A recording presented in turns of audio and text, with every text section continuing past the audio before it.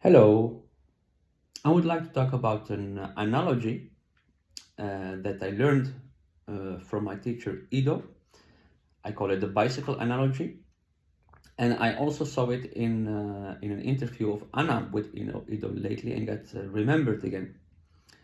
And this analogy is another thing that explains what the practice is.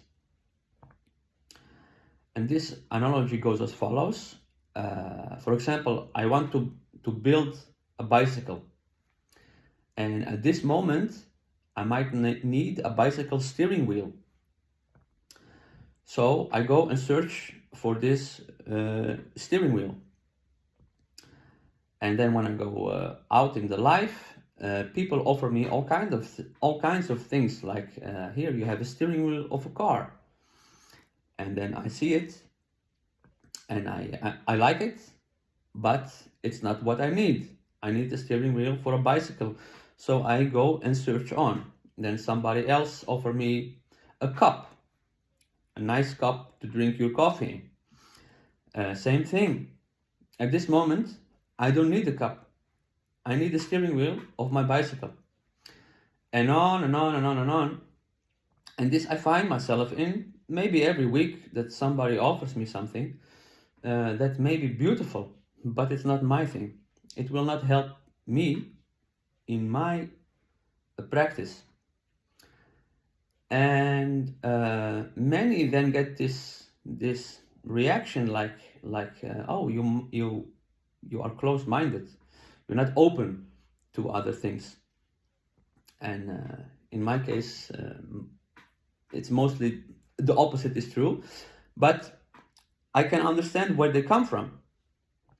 But the idea is that in the practice, I want to build myself. And many years ago, maybe 5, 10, 20 years ago, I set this plan out. And I had my own analogy also when I was practicing with my students. I was trying to tell them, imagine, for example, you want to build a standard press and you're stiff. You're stiff in your shoulder, you're stiff in your hip, you're almost stiff everywhere.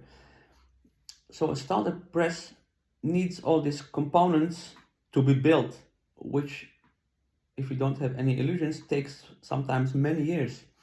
And I had my own analogy. It was like building a rocket and you need to go to the moon. You know, this rocket, you cannot make a mistake. You cannot waste time. So everything needs to be organized. I need to build this, I need to build that. And every distraction that comes from the outside, you have to say no to. Because your time, in this case, my time, is already full. So, and because people that don't practice, they just do whatever they like all the time. And so this analogy of the bicycle can inform us about, are you actually practicing or not? Because now I need a steering wheel. And you offer me all kinds of other things except steering wheel, so I will say no.